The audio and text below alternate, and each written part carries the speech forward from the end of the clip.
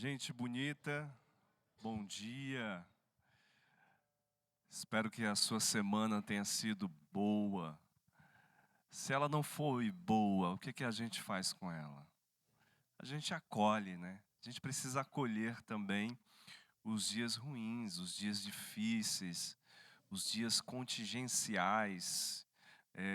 A gente, infelizmente, vive uma sociedade que nós somos treinados a olhar para a vida apenas nos dias de prazer e felicidade. Não, há dias difíceis, há dias onde que a gente gostaria de esquecer, há dias que a gente tem que lidar com a dor, com o problema, com o sofrimento. E eu diria que, de certa maneira, são esses dias que nos dá largueza existencial. Não é que a gente deseja ter problema, não é que a gente deseja ter dor, não é que a gente deseja passar por sofrimento. Não, nada disso. É porque a vida também tem isso, tem as suas contingências, o inesperado. E olhar para esses dias também é aprender, olhar para esses dias é também a gente saber, inclusive, qual é o valor e o gosto da própria existência e da vida. Você quer ficar em pé comigo nesse movimento de fé? Eu estou muito feliz pela tua presença. Que bom que você está aqui. Que bom que nós estamos aqui nesse ambiente que é arejado pelo testemunho de Jesus. E o testemunho de Jesus sempre foi isso, essa declaração para a gente, né? E dizer o seguinte: olha, há dias de aflições, mas tem de bom ânimo. Ou seja, tem vida ainda, né? Tem ali algo, tem alma, né? Tem ânimo, tem a ver com alma, tem alma, né? Tem largueza interior, existencial. É possível ainda a gente experimentar beleza, graça, felicidade, prazer. Ainda é possível a gente construir, mesmo nos dias confusos, um tempo a qual a gente possa ser devolvido ao sabor do instante. É para isso que eu acredito que o culto possa nos ser esse repertório. Não é uma ferramenta, não é algo utilitário, não. É um repertório, é uma linguagem, é um lugar onde a minha fé ela vai sendo tecida, a minha fé ela vai sendo construída, a minha fé ela vai sendo experimentada. É por isso que a gente está aqui nesse ambiente comunitário que se faz comunitário porque se faz também cada um de nós testemunhas de Jesus. Amém? Deus, que esse momento onde a gente decidiu estar aqui seja regado pelo louvor, palavra cantada, pelos olhares, palavra de encontro, pelos abraços, palavras de afeto, palavras como esse lugar onde acende em nós conforto, onde acende em nós hospitalidade, onde acende em nós presença, onde acende em nós companhia, onde acende em nós compartilhamento da vida, onde acende em nós solidariedade, onde acende em nós gestos de generosidade, onde acende em nós esperança. Esperança não como esse gesto que se espera, acomodado, mas que se grita como um gesto de esperançar, como um agir da própria existência e da vida, como esse lugar onde a gente coloca o pé na nossa estrada e se faz jornada, e se faz itinerário, e se faz caminho para que cada um de nós possa experimentar os melhores afetos. Que esse tempo seja um tempo que nos cure da indiferença, da acomodação e desperte em nós vocações como esse lugar não apenas da religião, mas esse lugar da vida. Eu sou chamado para a vida, e uma vida abundante. Que todos nós, durante esse encontro, esse movimento, sejamos chamados para isso, não para uma vida medíocre, não para uma vida que se deixou ser apenas visitada por algo menor, pela impossibilidade de amar, pela impossibilidade de se manifestar em gestos ternos, pela impossibilidade de se abrir a ódio, a alegria. Que esse tempo seja isso. É preciso ter exuberância.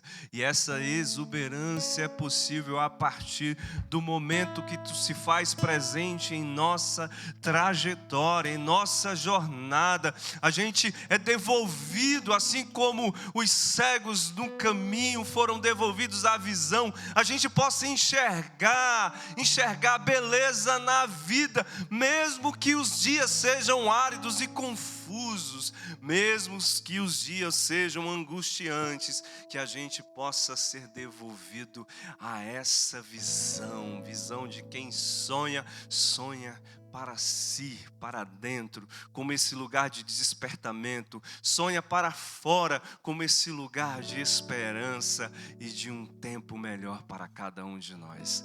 Que seja isso. É hora de acordar. Acorda em nós, Senhor, fé. Acorda em nós, amor. Acorda em nós, perdão. Acorda em nós, gestos de generosidade, em nome de Jesus. Amém. Você pode aplaudir ao Senhor?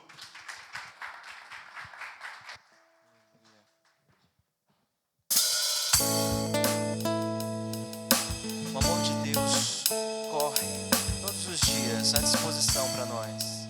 Vamos cantar com gratidão. Fazer com todo o bem que já nos foi dado, e a graça que nos tem alcançado. Bem sei, não mereci o que escolher, viver ou reclamar insistente. O hoje é um novo presente, vou reconhecer.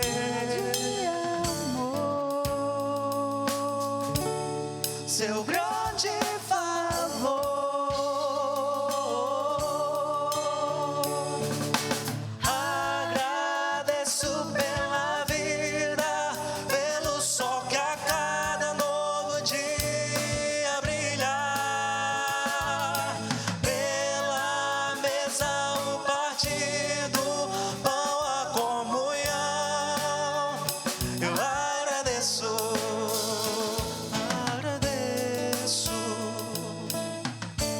Vamos com palmas?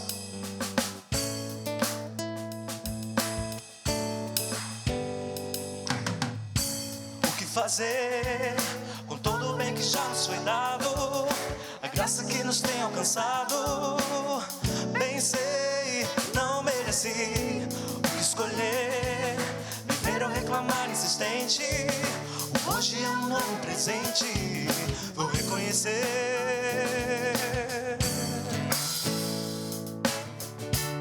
Seu grande favor,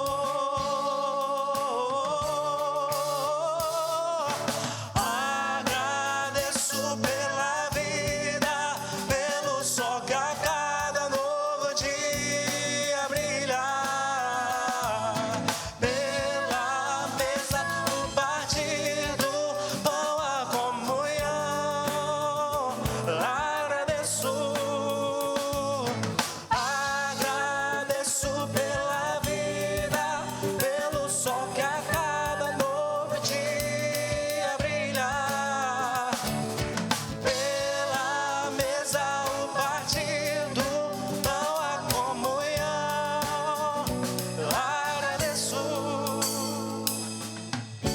Dia tão lindo que o Senhor fez, eu agradeço pelo céu estrelado que nos traz paz, eu agradeço pela mão que se estende pra fazer o bem, eu agradeço e por todo o bem que o Senhor faz, Ele faz. Agradeço pela vida, pelo sol que a cada novo dia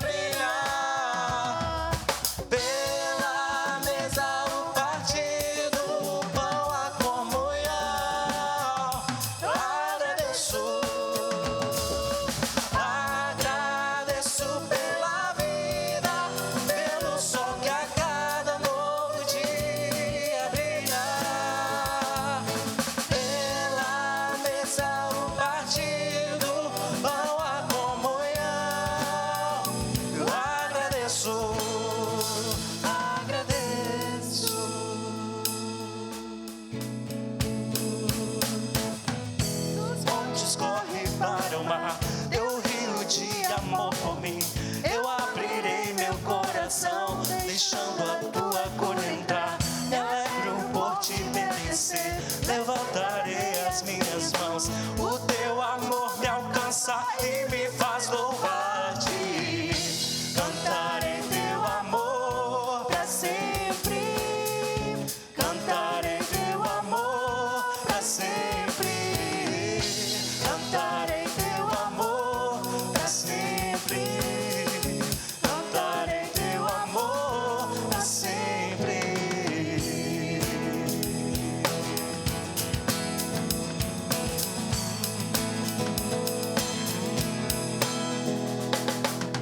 Dos montes corre para o mar, teu rio de amor por mim. Eu abrirei meu coração, deixando a tua cura entrar. Me alegro por te pertencer, levantarei as minhas mãos. O teu amor me alcança e me faz louvar-te. Cantarei teu amor pra sempre, pra sempre. Cantarei teu amor pra sempre. Cantarei teu amor pra sempre. Cantarei teu amor. Meu coração exulta, de alegria eu canto.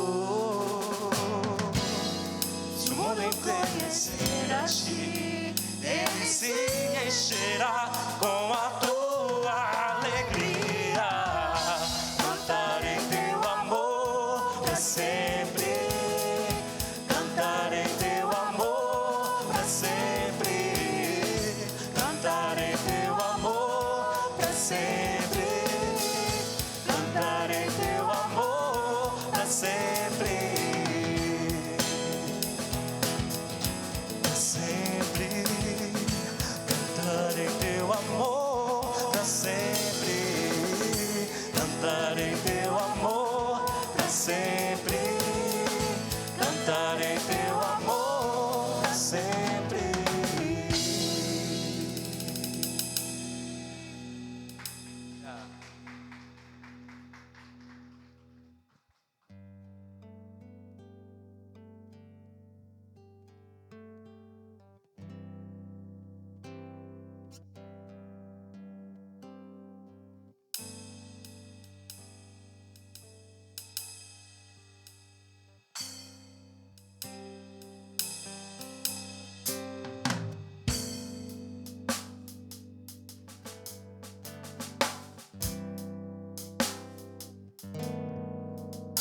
Eu preciso aprender um pouco aqui. Eu preciso aprender um pouco ali.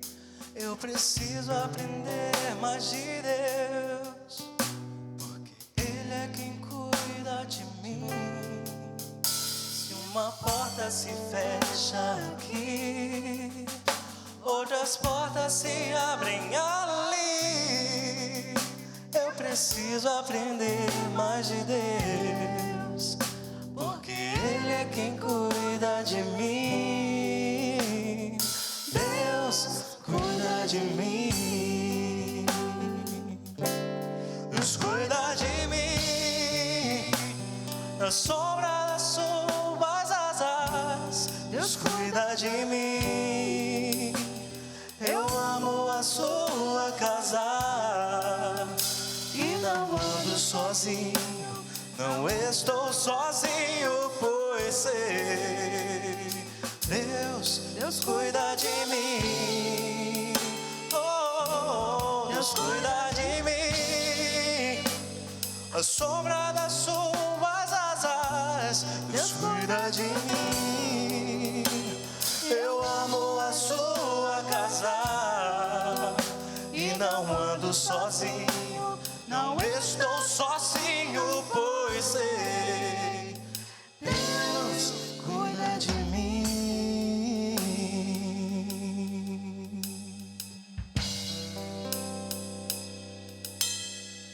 Se na vida não tenho direção, eu preciso tomar decisão.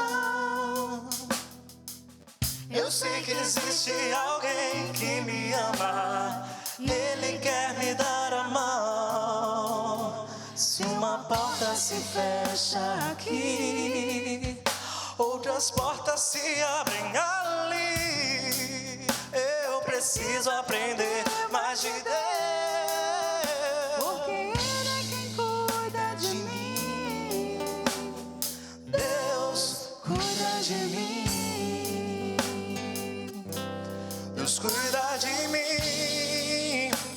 Na sombra das suas asas, Deus cuida de mim.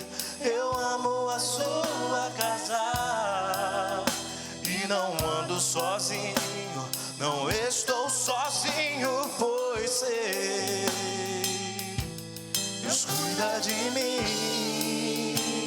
Oh, Deus cuida de mim. Na sombra das suas asas, Deus cuida de mim.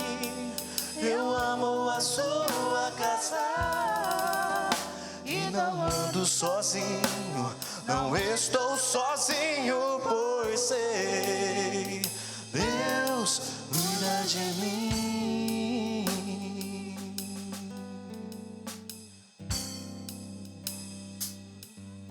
Deus cuida de mim.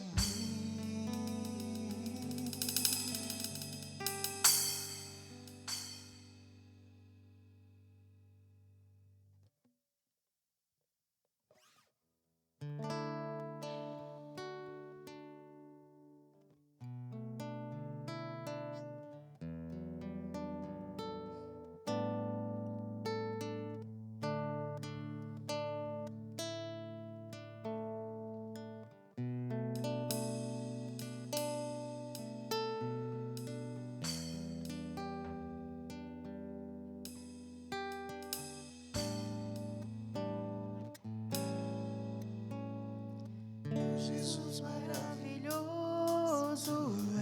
és, minha inspiração a prosseguir, mesmo quando tudo não vai bem. eu continuo olhando para ti. Eu sei, pois sei que tu tens o melhor pra mim. há um segredo, Há um segredo no teu coração. dá-me Oh, força, dá-me forças pra continuar, guardando a promessa em oração.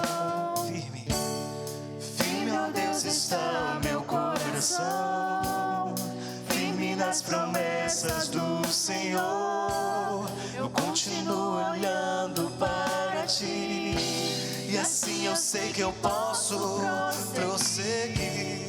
E mesmo quando eu chorar, as minhas lágrimas serão para regar a minha fé e consolar meu coração. Pois o que chora aos pés da cruz, clamando em nome de Jesus, alcançará de ti, Senhor, misericórdia, graça e luz.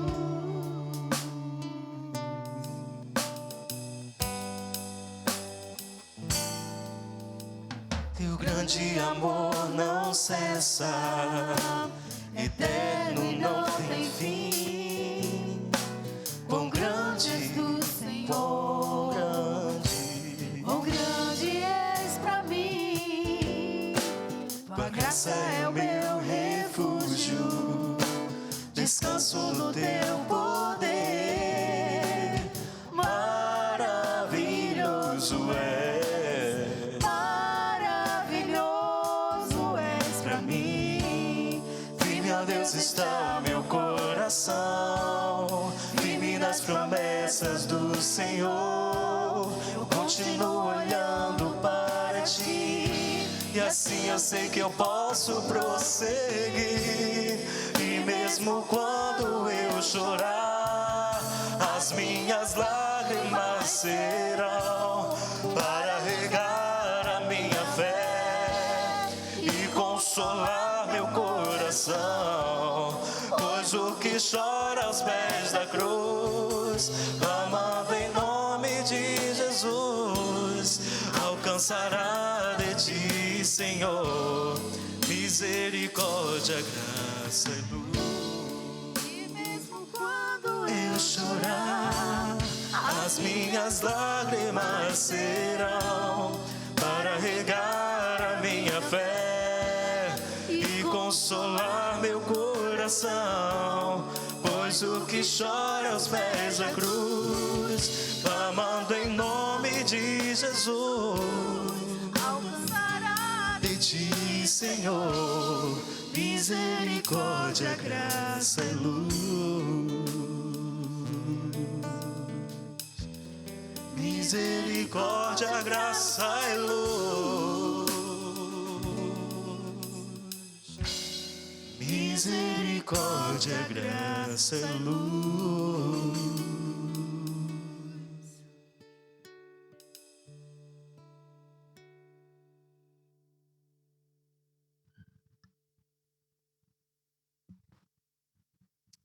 Podem sentar. Obrigado, Zé, que toda a turma aí por conduzir o nosso coração a esse tempo, né?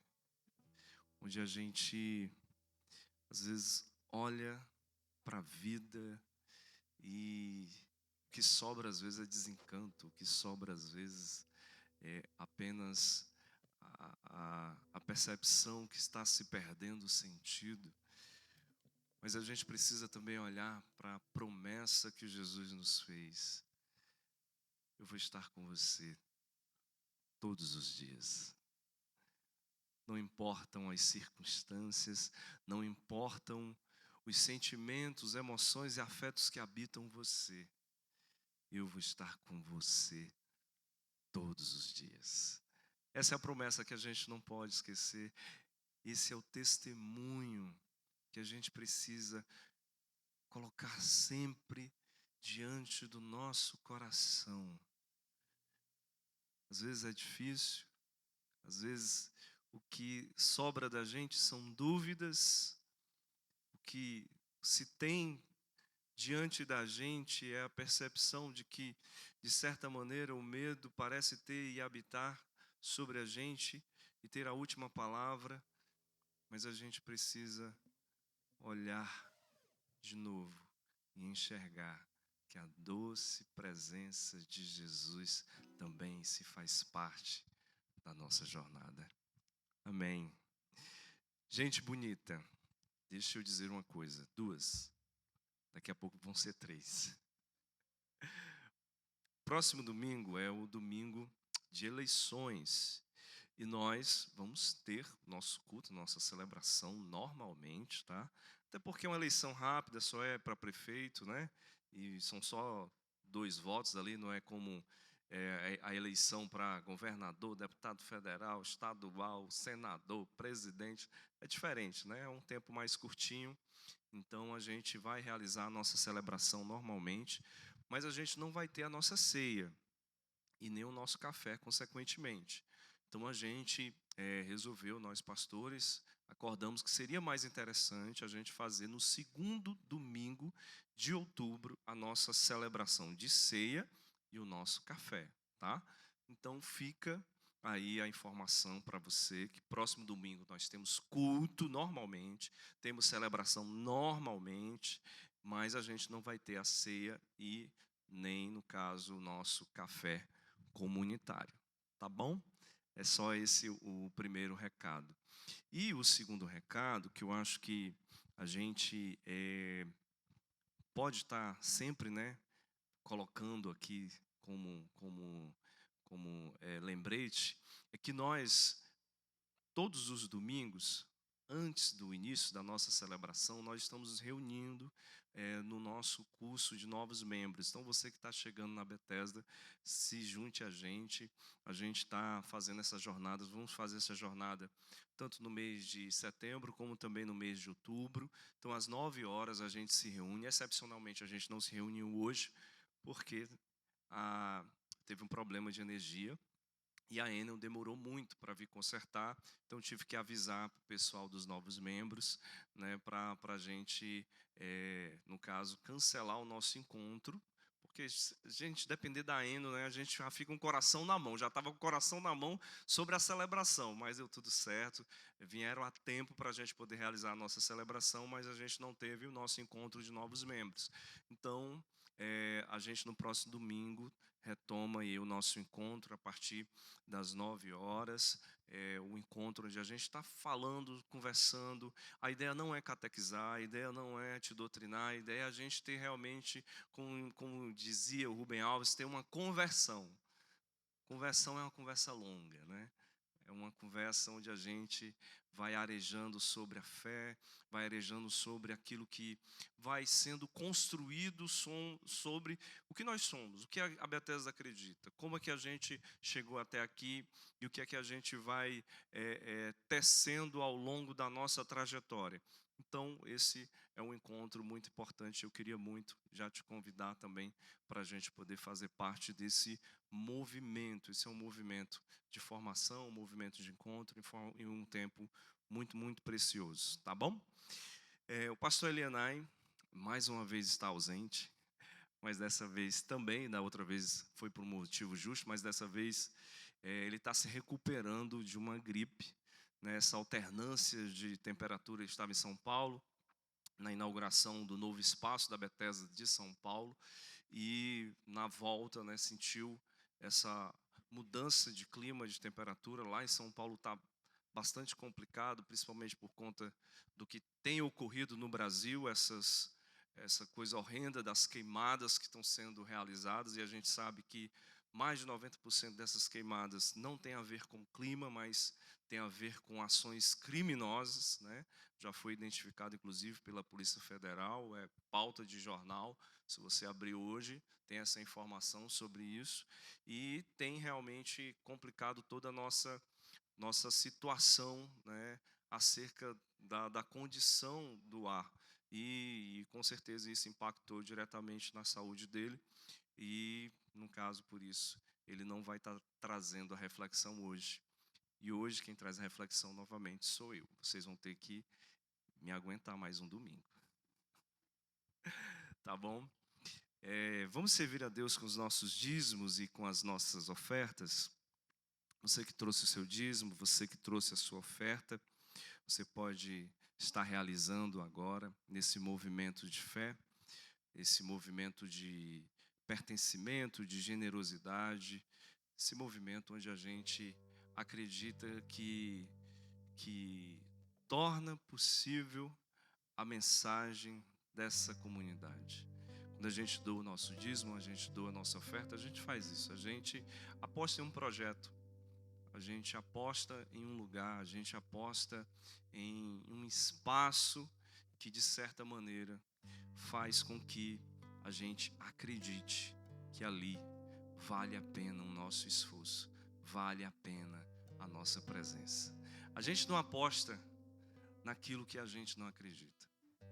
A gente aposta naquilo que, de certa maneira, toca o nosso coração, faz parte do nosso sentimento e, de certa maneira, também tem uma representação cheia de significado e de afeto para cada um de nós. Você pode fazer através do Pix, você pode fazer através da máquina ali de cartão de crédito e débito, você pode também pegar um envelope, nós temos um gasofilácio ali atrás, que você pode também fazer a sua doação através do dinheiro. Vamos orar. Deus, a gente deseja ser oferta à vida, que cada um de nós é muito mais do que apenas uma troca simbólica. A partir do nosso dinheiro, a gente também se torne esse dom nas nossas relações, nos nossos encontros, na nossa jornada, na nossa caminhada. Que esse tempo de dízimo e de oferta também seja um tempo de despertamento, sensibilização, para que a gente também se torne isso. Um dom, uma partilha, um afeto que se é presença, de cuidado, atenção e do se importar na vida das pessoas. Amém.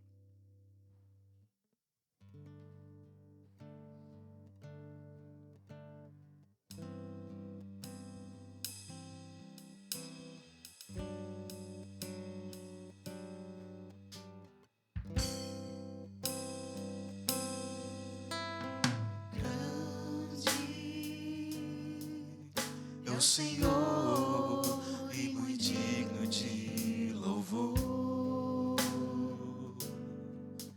Na cidade do nosso Deus, seu santo monte, a alegria de toda a terra.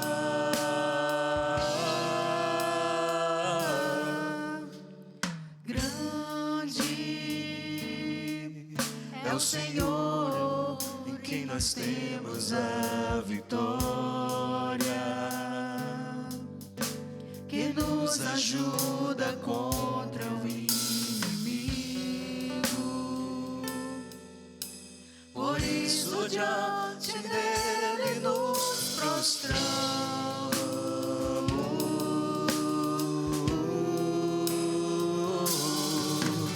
Queremos o teu nome engrandecer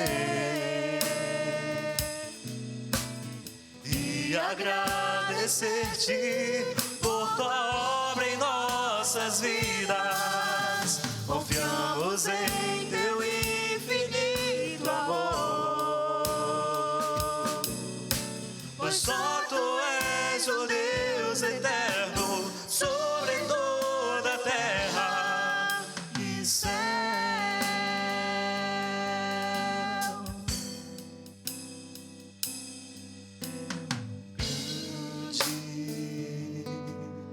É o Senhor e muito digno de louvor.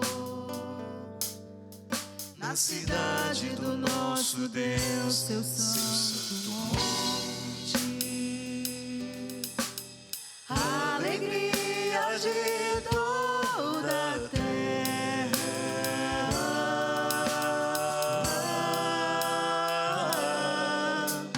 Grande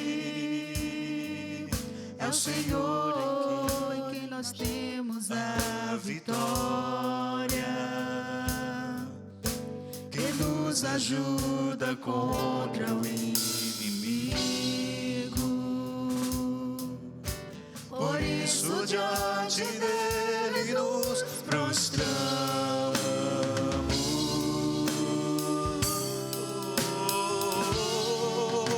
Queremos o teu nome engrandecer e agradecer-te por tua obra em nossas vidas. Confiamos em teu infinito amor, pois só tu és o Deus eterno sobre toda a terra. Queremos o teu nome engrandecer e agradecer-te por tua obra em nossas vidas. Confiamos em teu infinito amor, pois só tu és o Deus eterno sobre toda a terra e céu.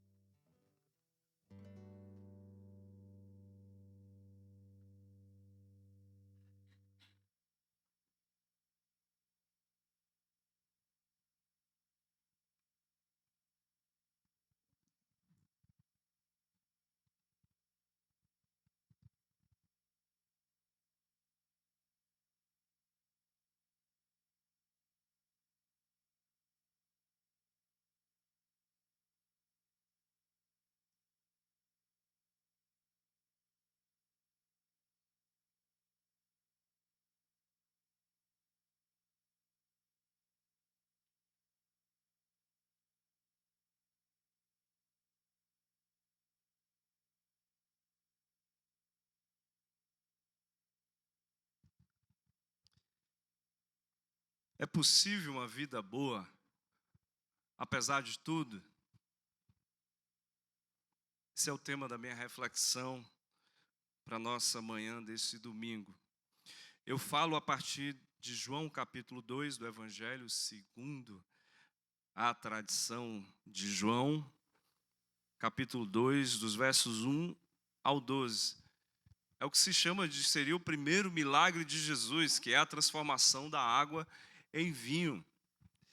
E aí eu olhando para essa narrativa, eu fiquei a pensar de como seria possível, diante de um tempo tão árido, diante de uma situação tão opressiva, de modelo de existência, que a todo instante estava ali tutelado, estava ali sendo monitorado pelo Império Romano, é capaz, ainda assim, dessas pessoas fazerem festa, celebração. Nós estamos aqui diante de uma narrativa sobre casamento, sobre aquilo que se tem de mais, eu diria, fundamental dentro de uma sociedade que se permeia, que se realiza a partir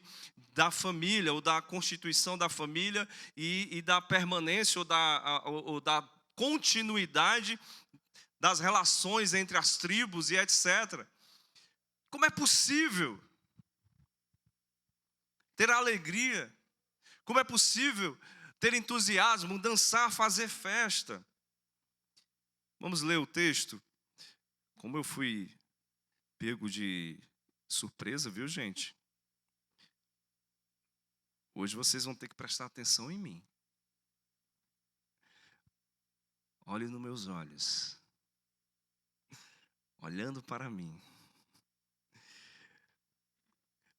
Diz assim a narrativa: 3 dias depois, celebravam-se bodas em Caná da Galileia, e achava-se ali a mãe de Jesus. Também foram convidados Jesus e os seus discípulos. Como viesse a faltar vinho, a mãe de Jesus disse-lhe: eles já não têm vinho. Veja que há uma ausência, né? Há um problema, há uma dor, há um sofrimento. Pense no sofrimento, né, Damasceno? Acabou o vinho.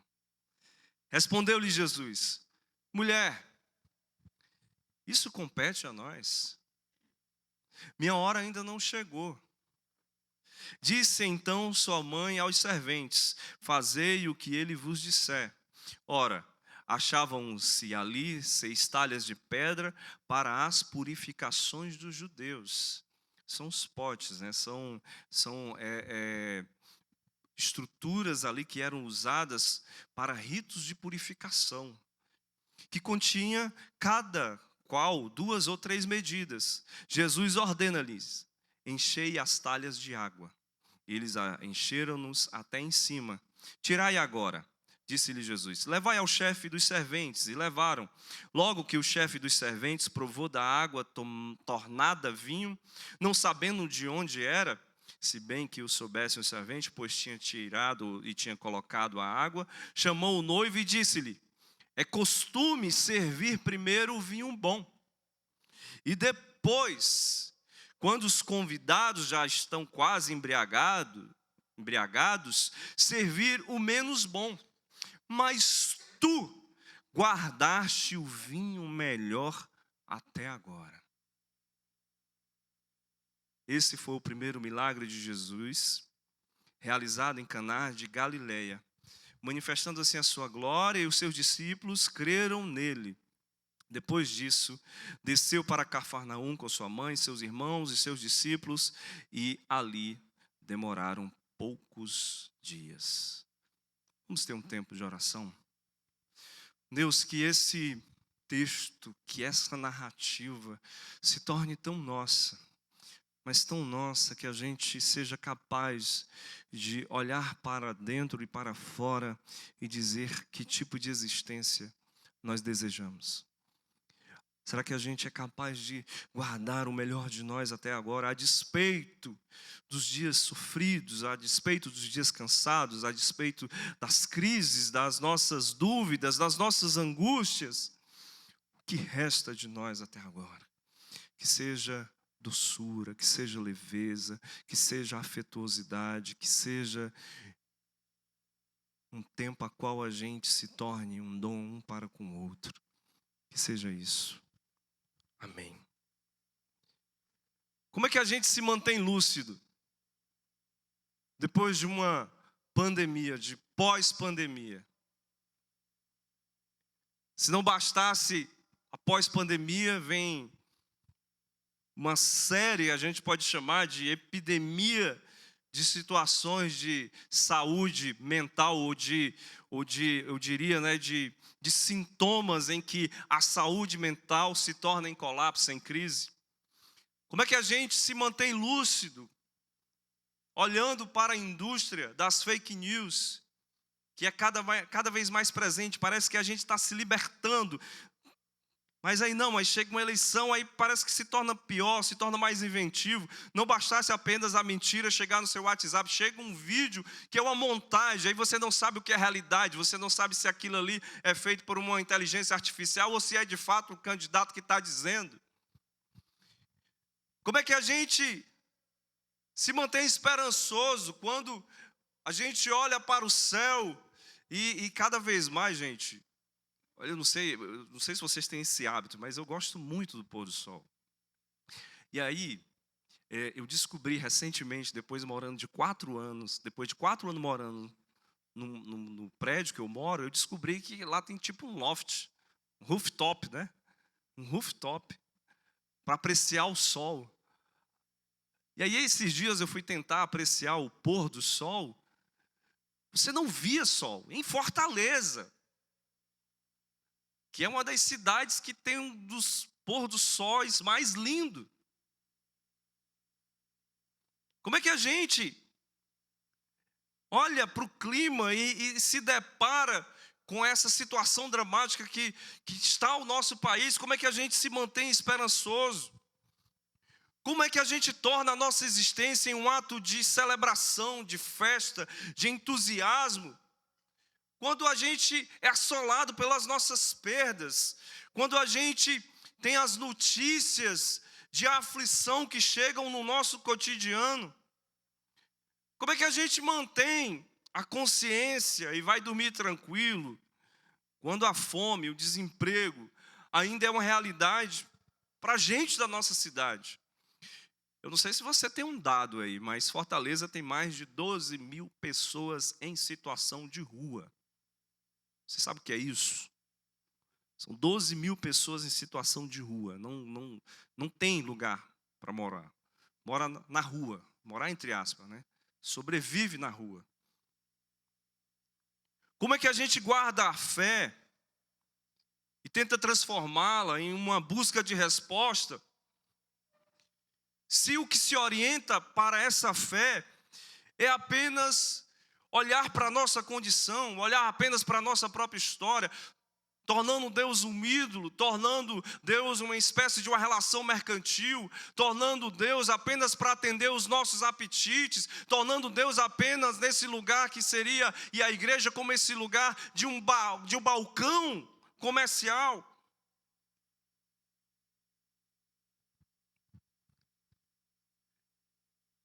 Eu sei que essas perguntas incomodam a gente, aí fica esse silêncio. E eu diria que eu não tenho a pretensão de responder tudo isso. Mas a gente precisa acordar, despertar para uma questão importante. E não fui eu que disse, quem disse foi belamente Guimarães Rosa. É dar-se conta dos perigos da vida. Viver é perigoso. A vida como realidade pautada pela instância da dor, dos infortúnios, do sofrimento, do problema. A vida, ela tem essa dimensão que é perigosa, é esse acontecimento, é contingencial. é aquilo que acontece que a gente não esperava, é o inesperado, e a gente precisa lidar, e a gente precisa resolver, e a gente precisa enfrentar, e a gente precisa ainda ter a capacidade de inventar a alegria. E aí é interessante que a vida, como essa realidade, e essa realidade às vezes é uma realidade que é provocada pela ausência de um Estado que não se preocupa com uma política social, por uma política que seja capaz de fazer com que os nossos irmãos e irmãs fortalezenses, cearenses do Brasil não tenham fome, mas também tem a ver com essa realidade que muitas vezes é provocada pelo inesperado, pelo contingencial.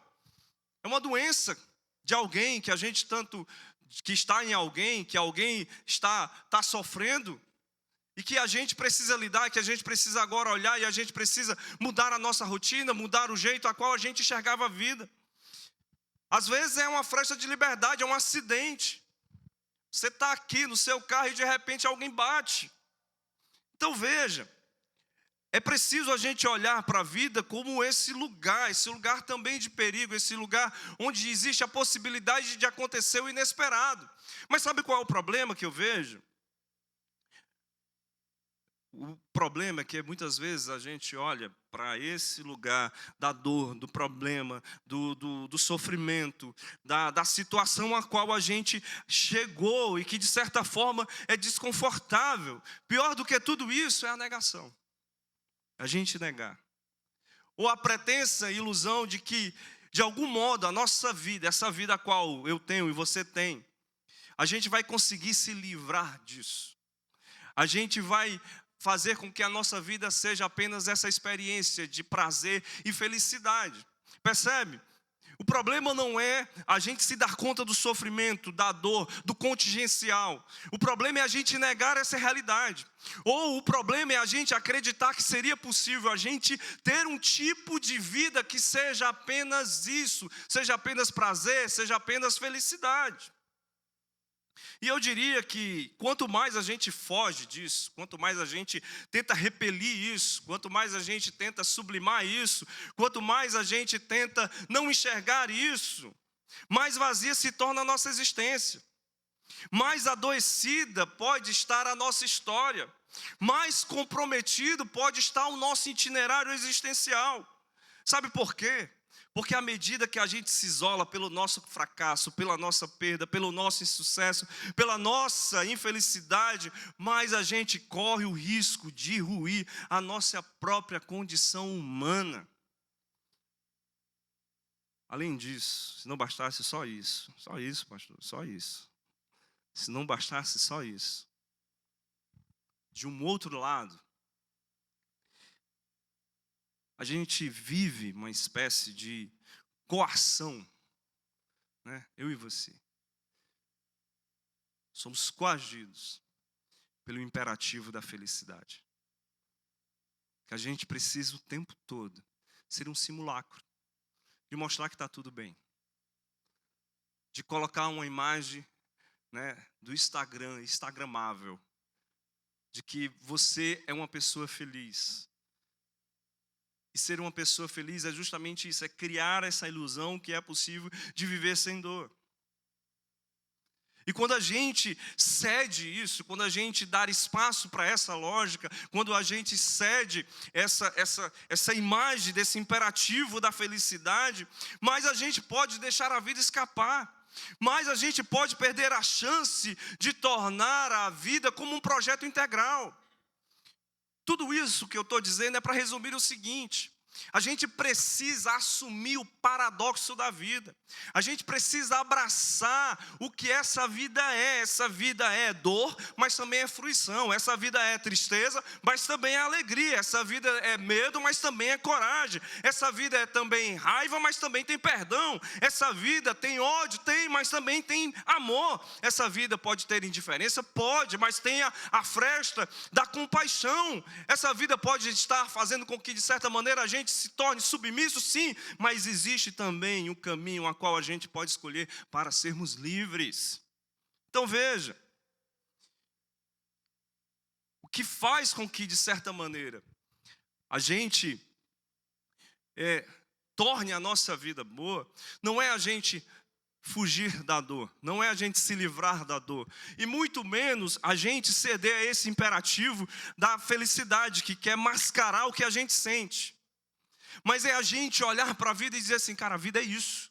É o que está aqui, é o que está posto, é o que está diante de mim. É essa condição, esse é o meu momento. É um momento sofrido, sim. Então o que é que eu faço com isso? Talvez o que nesse instante de sofrimento é o que eu preciso descobrir. Eu não preciso colocar uma simulação diante daquilo que eu estou sentindo. Mas quem sabe eu posso estar diante de um espaço de acolhimento. Percebe? Se eu estou alegre, então de fato eu preciso estar dentro do projeto da alegria, como esse lugar onde eu sou enriquecido pela festa, onde eu sou enriquecido pela dança, e não simular aquilo que está diante de mim. Então, ou seja, a vida é isso, a vida é esse lugar onde eu preciso assumir o seu paradoxo, o paradoxo diante de que é muito mais do que algo antagônico, é o que está posto. É o que está aí diante de você. É aquilo que o Guimarães vai dizer. É a vida é perigosa. E aí você vai fugir? E aí você vai colocar de costa para ela? O que a gente pode assumir com coragem para esse tempo, talvez seja: como é que eu posso dizer que há uma vida boa apesar de tudo? Primeiro, viver bem não é sobre se livrar da dor, não é sobre se livrar de um problema, não é sobre acabar o teu sofrimento, mas criar espaços de alegria. Vou repetir de novo: viver bem não é sobre se livrar da dor, mas a gente ter a coragem de criar espaços de alegria. Olha que interessante. Jesus responde imediatamente a coação, eu vou colocar já aqui para vocês, a coação de Maria. Maria quer que ele faça alguma coisa. Ela parece querer construir uma cartilha daquilo que ele deveria saber. É muito mais do que um conselho afetivo de mãe para filho aqui. É uma certa coação, sabe? E a coação, ela tem esse tipo eu diria, de estratégia. Ela é sempre sutil. É sobre uma demanda diante daquilo de que alguém não planejou suficientemente bem uma festa. Essa pessoa aqui não é um Damasceno da vida, porque um Damasceno jamais vai deixar faltar vinho. Então veja, essa pessoa aqui, ela não conseguiu calcular bem. E aí o que é que vem Maria? Maria vem como esse, eu quero que vocês olhem para essa imagem. Há uma coação aqui, é sutil, né? Diante de uma demanda de alguém que tem um problema a ser resolvido, que é justamente a falta de vinho. Ou seja, de certa maneira aqui, o que é que a gente olha para essa narrativa? Há um problema. A gente pode olhar para a nossa vida e dizer: há dor. A gente pode olhar para a nossa vida e dizer: há sofrimento, há ausência. E isso se torna uma ameaça para que a nossa história, a história da nossa vida, possa continuar festiva. A história da nossa vida possa se tornar aromatizada pelas conversas. A história da nossa vida possa se tornar ameaçada pela celebração. A história da nossa vida possa se tornar ameaçada pela ausência de abraço, pela continuidade da música, pela dança. Percebe? Então, faltar vinho aqui tem a ver com isso. É esse lugar, é esse espaço, é esse momento que, de certa maneira, vai ser uma ameaça a esse ambiente onde havia festa, onde havia alegria, onde havia o encantamento e a devolução de sentido. E aí, o que é que Jesus faz? Jesus se opõe ao entrar no ritmo de Maria. O que é que Maria quer fazer? Maria quer resolver, a qualquer custo, aquele problema. Apressadamente. Percebe? Há um tempo aqui, a narrativa ela dá esse sentido para a gente. E o que é que a gente quer fazer às vezes com as nossas circunstâncias, com os tempos difíceis que a gente está atravessando? A gente quer resolver a qualquer custo. não é apenas se livrar da dor, a gente quer resolver ela a qualquer custo. E quem faz isso, de certa maneira, às vezes, corre o risco de não enxergar melhor a vida. Porque a vida não se resolve negando nossas dores, mas olhando-as fixamente, nomeando-as, para que, de certa forma, o nosso destino, a nossa jornada passe a ser intensos e inteiros. Para que a nossa presença não seja uma pressa diante dos nossos encontros, para que o nosso tempo não se torne otimização e produção, para que os nossos afetos não sejam e se tornem desempenhos metrificados. É Maria com essa demanda urgente. Será que há tanta urgência assim? Será que a gente não pode olhar melhor diante daquilo que você está vivenciando, que você diz que é dor, que seja o limite da tua jornada, do teu itinerário, do teu destino? Será que não existe a compreensão e o sentido acerca daquilo que você carrega? Será que não existe outra interpretação acerca daquilo que a tua vida pode se tornar? E aí, eu diria também que quem deseja resolver a dor, torna-se apenas um sobrevivente. Torna-se apenas um sobrevivente. E quando eu preciso te deixar claro isso, que resolver a dor não é a gente dizer que a gente não precisa de terapia, não é sobre isso, né? De um aconselhamento, de tomar medicamento, não é sobre isso. É que, de certa maneira, é quando a gente não se apropria de fato daquilo que nós estamos sentindo. Quando eu digo assim que a gente quer resolver a dor a qualquer custo, é porque a gente às vezes não se apropria de fato daquilo que está dentro de si, dentro do nosso coração, e não se apropria de fato diante dessa realidade que está aí posta. E portanto, inviabiliza a chance da gente tornar a nossa existência em um projeto de alegria. E quando eu falo projeto de alegria, é um projeto diferente de felicidade. Por quê? Porque felicidade tem essa sensação assim, é sempre algo cosmético, é sempre um culto para si mesmo, é sempre em busca de um prazer hedonista e narcísico. A felicidade parece ter esse sentido. E eu gosto da tradução do pastor Márcio Cardoso, que diz o seguinte: a felicidade, para ser felicidade, ele precisa de companhia. E aí eu dou outro sinônimo. Então essa felicidade é a alegria. Porque quando a gente olha para a festa e para essa narrativa, o que é que acontece depois? A festa só vai continuar porque existe ali a chance de Jesus criar um espaço de alegria. E esse espaço de alegria não é para apenas o noivo, não é apenas para a noiva, não é apenas para ele provar o vinho, não. Existe ali a partilha desse sentimento, dessa potencialização da vida. Existe ali uma rede que se cria desse afeto, tornando a vida saborosa, tornando a vida esse lugar onde a gente pode ser devolvido a sentido, e mesmo com dor ser acolhido, e mesmo com sofrimento a gente ser ouvido, e mesmo angustiado a gente ter alguém que nos olhe. Isso é o espaço da alegria e não o espaço da felicidade. E é aqui que Jesus nos ensina. Ao transformar a água em vinho, ele retoma a vida como esse projeto que não nega as dores, mas não abre mão de um lugar que se experimente com intensidade a vida. A alegria se liga a essa rede solidária, potente, explosiva. Percebe? Não é uma vida que é comercializável. Que você olha e diz assim: quanto é que vale?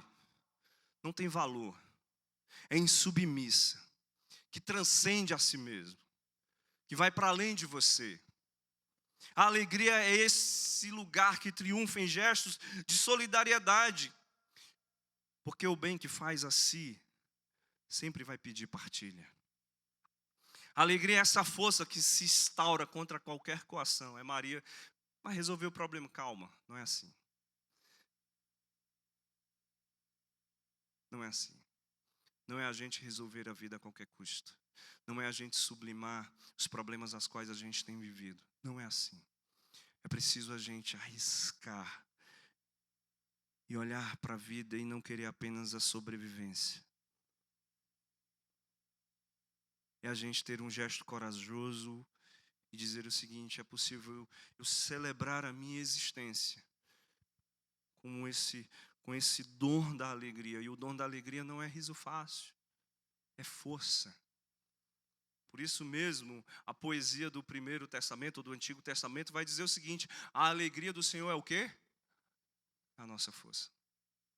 É esse afeto potente que está enraizado em uma outra lógica que a gente encara as nossas dores e faz com que a gente se permita a inventar, a criar um lugar onde a vida mesmo hostil e árida pede celebração.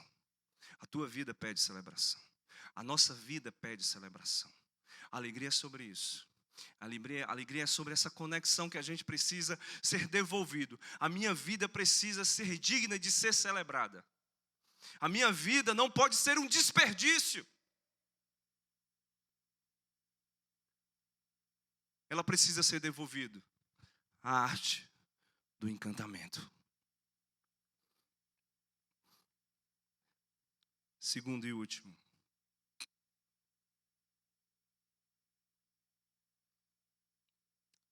A vida se experimenta melhor não apenas com verdades religiosas, mas com afetos. Cara, Jesus transformou a água em vinho nos potes dos ritos de purificação. Vocês têm noção do que é isso? Isso é blasfêmico. Quem não está acostumado com a linguagem religiosa não vai entender. O que é que acontece? Na casa, no ambiente de festa, imagina, isso é um deserto, gente. Então, tem ali um lugar onde as pessoas, para adentrar esse ambiente, precisa passar por um rito de purificação. Primeiro tem a ver com o corpo mesmo, com a questão higiênica. Mas não é apenas a questão higiênica. Tem a ver também com um cerimonial, como um rito de purificação para estar diante da presença de Deus. Entende? Então essa água é usada para isso. Eu vou estar diante de uma água que me purifica, que me torna apto para que eu possa ter acesso a Deus. Essa é a lógica. Não é apenas a questão higiênica, tem também a questão higiênica. As pessoas estão andando quilômetros e quilômetros, chega numa casa, precisa lavar os pés. Aí você vai entender melhor quando Jesus tem aquele encontro onde o fariseu não lava os seus pés e a mulher o lava com as suas lágrimas e beija os seus pés. Então, o rito da purificação tem a ver com isso. Então, Jesus usa essas vasilhas que são usadas, de novo, nas celebrações religiosas. E aí, tem uma questão aqui importante para a gente fazer uma conexão. Que a vida religiosa que se mostra aqui nessa narrativa é também parte da construção espiritual daqueles que estavam na festa. E o que é que Jesus faz aqui? Jesus usa esse momento cerimonial de transformar a água, que seria do rito da celebração da religião, em um vinho, para dizer o seguinte: essa religião que se limita a carregar apenas verdades, dogmas, ritos, liturgias, catecismo para si mesma,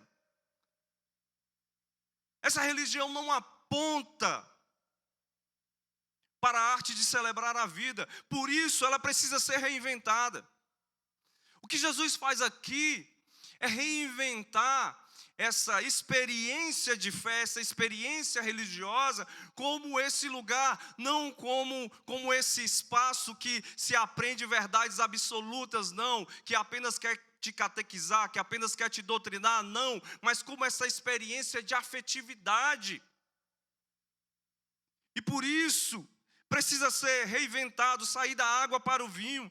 Por isso que, de certa maneira, essa lógica de experimentar Deus apenas diante do rito, apenas do dogma, da doutrina, precisa ser suplantado, precisa dar lugar a uma outra experiência de fé, uma experiência que abre mão de verdades absolutas e se torna essa experiência vitalizadora, de encontro permeado, de novo, não de verdades, mas de muita afetividade.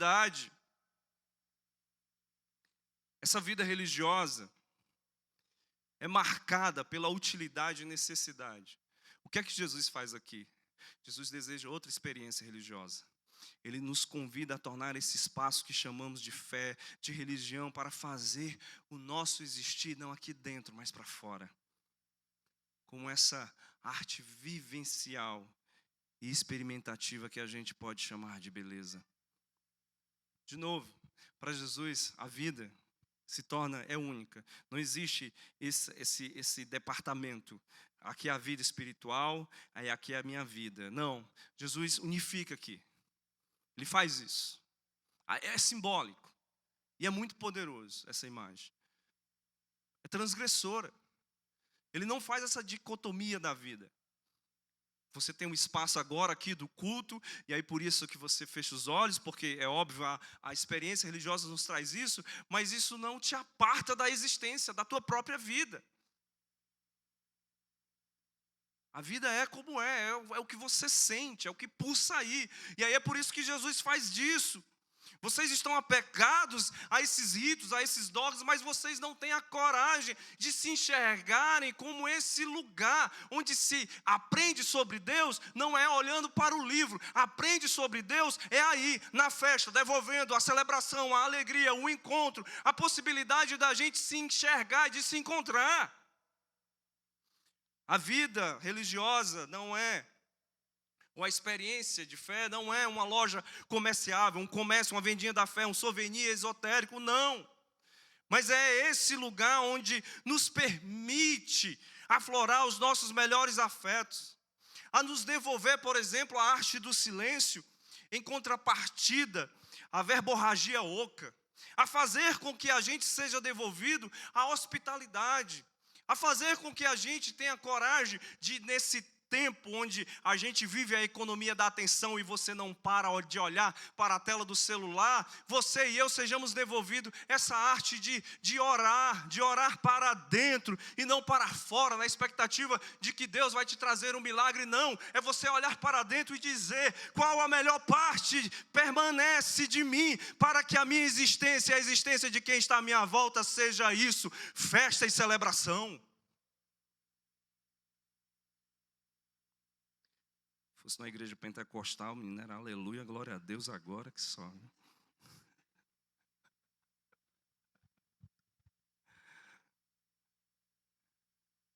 Estou terminando. Ainda tem uns 3 parágrafos aqui. Veja. Isso aqui eu já falei.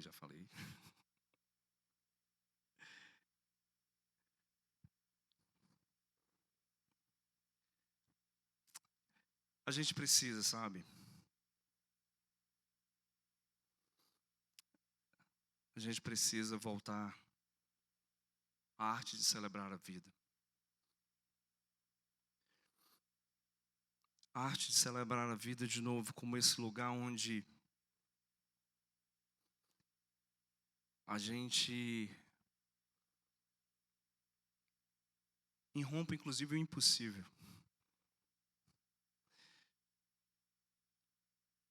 Que a gente consiga ser devolvido aos sonhos.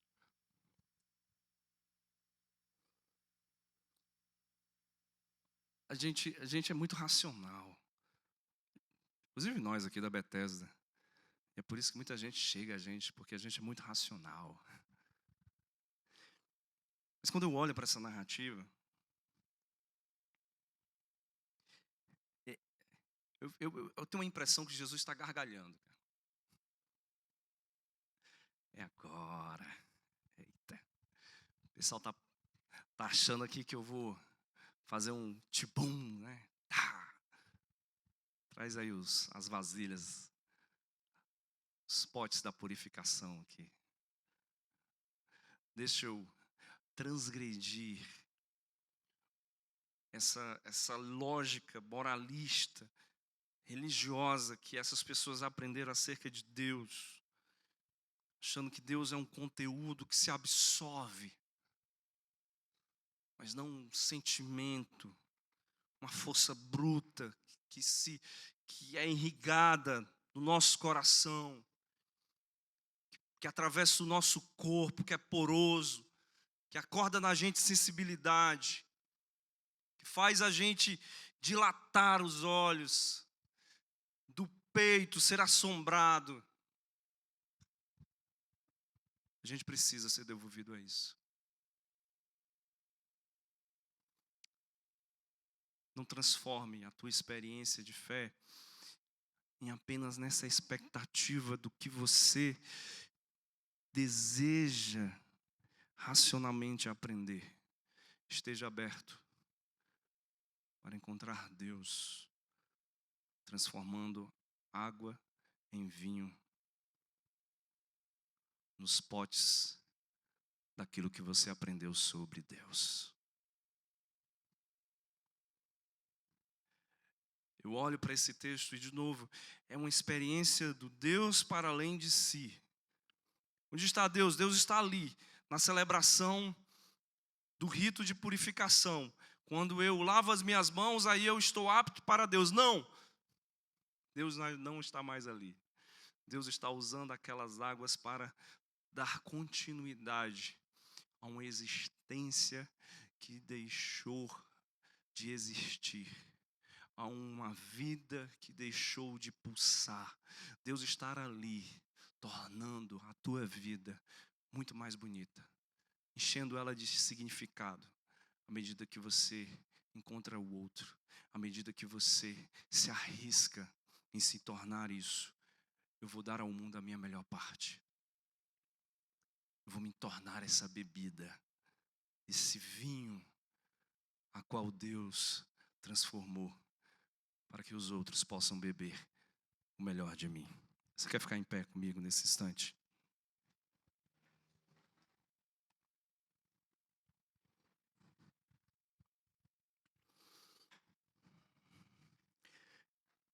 É possível uma vida boa apesar de tudo? Aí eu já não pergunto, eu afirmo. É possível.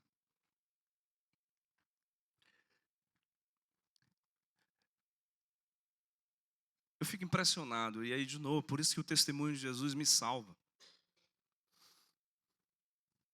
Gente, ele está vivendo numa hostilidade. O ambiente é hostil. Imagina você acordar e ser perseguido todos os dias. Alguns, talvez aqui, tenham passado pelo período da ditadura militar, sabe pelo menos o que é esse sentimento. Agora você imagina Jesus. Ele está andando e está sendo perseguido pela burocracia judaica. Cadê ele? Vamos pegar esse cara.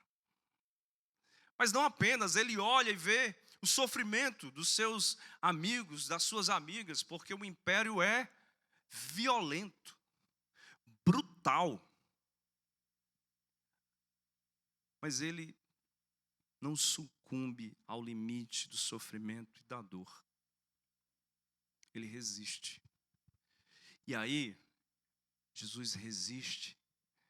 Sabe, não é como essa lógica da física, onde a gente tem a resistência e vai passando a energia, e aí é o capacitor, né, que tem, o nome já diz, é o capacitor, ou seja, ele tem uma capacidade de receber determinada energia. É uma resistência ao inverso. Não é só essa tenacidade de alguém que passa ali uma força e ele resiste, passa um sofrimento, um problema, uma dor. Não! Porque isso torna, às vezes, a vida amarga. Isso torna, às vezes, a gente ressentido. Isso torna, às vezes, a gente endurecido, embrutecido. O que Jesus faz, É dizer o seguinte: eu não vou ver, não vou tornar o sofrimento a última palavra da minha vida, não. Eu vou escolher a melhor parte e fazer da minha vida esse lugar de encantamento, esse lugar de enternecimento, esse lugar onde eu seja uma presença amorosa para as outras pessoas, esse lugar onde o ódio habita, eu vou ser o perdão, esse lugar onde a culpa habita, eu vou ser a graça, esse lugar onde a violência habita, eu vou ser esse que apresenta a mansidão, a humildade, eu vou ser esse lugar. O que a gente deseja, apesar de tudo? Eu quero ser esse lugar. Eu quero ser esse alguém que vai inventar espaços de alegria. Não é negação da vida, não é negação da violência, não é negação do empobrecimento, não. Mas apesar disso, nas pequenas alegrias, como diz e canta o Emicida, eu vou ser capaz de ser devolvido a essa existência, e a essa existência miúda, singular, vou vivê-la com coragem. Com coragem. E aí, o que é que eu sei sobre Deus? Não importa. Não, pastor, como assim? Não importa. O que é que você sente sobre Deus? O que é que esse Deus te atravessa? Como é que Ele te atravessa? É dessa experiência que a gente precisa buscar. Aí de novo eu recorro à poesia, essa força estranha, eu não sei. Mas tem um testemunho que é visceral, é o testemunho de Jesus, e nele eu me agarro. E nele eu quero ser tocado, e nele eu quero ser experienciado, e nele eu quero tornar a minha vida feita também dom. Eu sou testemunha de Jesus de Nazaré. Eu sou testemunha de Jesus de Nazaré. E o que eu posso saber sobre Deus é a partir desse testemunho. E esse testemunho me é suficiente para que minha vida seja isso, irrigada de beleza, de afetividade, e tornar a minha vida dom. Vamos ter uma canção.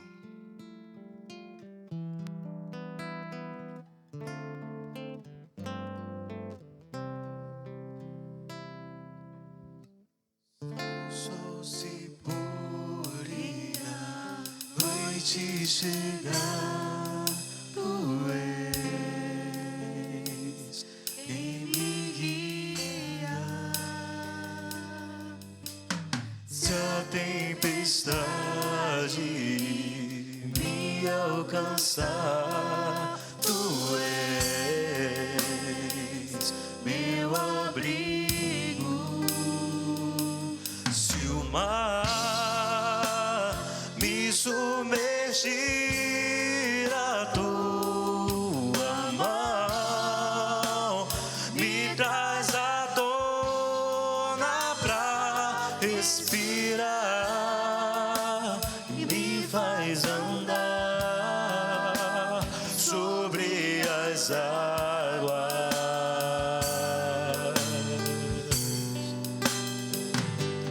Tu és o Deus da minha salvação,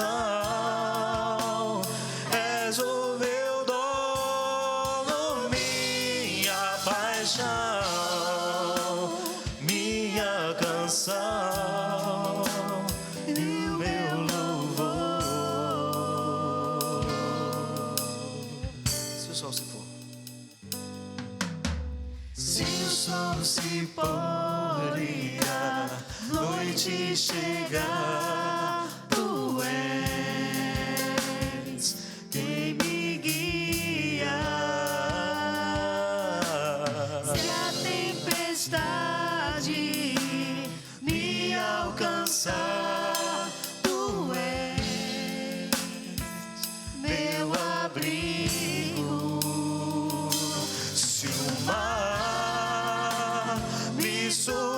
emergir a tua mão, me traz à tona pra respirar, me faz andar sobre as águas.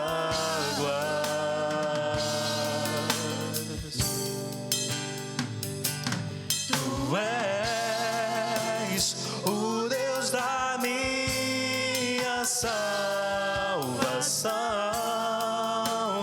és o meu dono, minha paixão, minha canção e o meu louvor.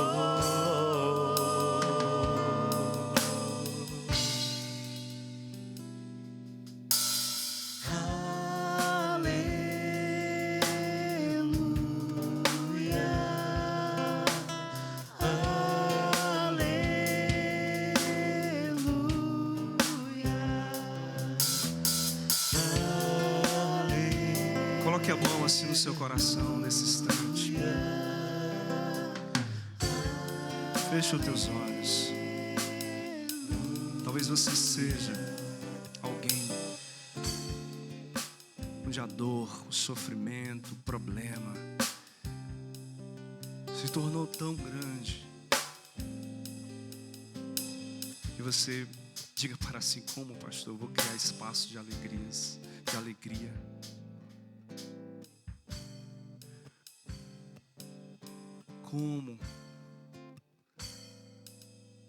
Como é que a minha vida vai voltar a ter sabor? O espaço de alegria é porque há um espaço de acolhimento, inclusive, da nossa dor. Nesse tempo difícil, árido, onde o teu coração que pulsa é apenas a angústia, também é bem-vindo, também é bem-vinda. No mundo vocês vão ter aflições, mas não perde a alma. Se a aridez não se torne árido, se existe o amargo, ao provar a vida, não se torne amarga. Ser devolvida ao espaço da alegria é sobre isso. É quando a gente não se limita aos afetos que nos doem. É quando a gente ousa reinventá-los.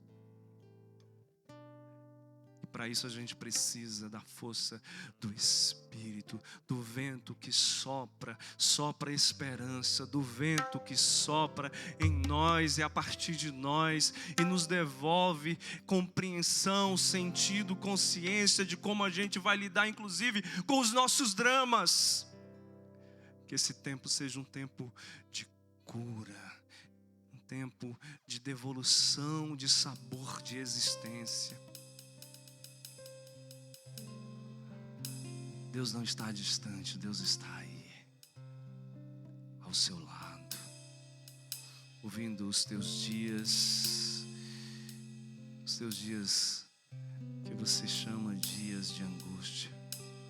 Deus está aí, querendo fazer com que você olhe e diga: a vida não pode ser apenas desperdício. A vida não pode ser apenas acúmulo. A vida não pode ser apenas trabalho. A vida não pode ser apenas produção, desempenho, metrificação do outro. A vida é muito grande para se tornar pequena. Que esse tempo seja um tempo de salvação para cada um de nós. Amém.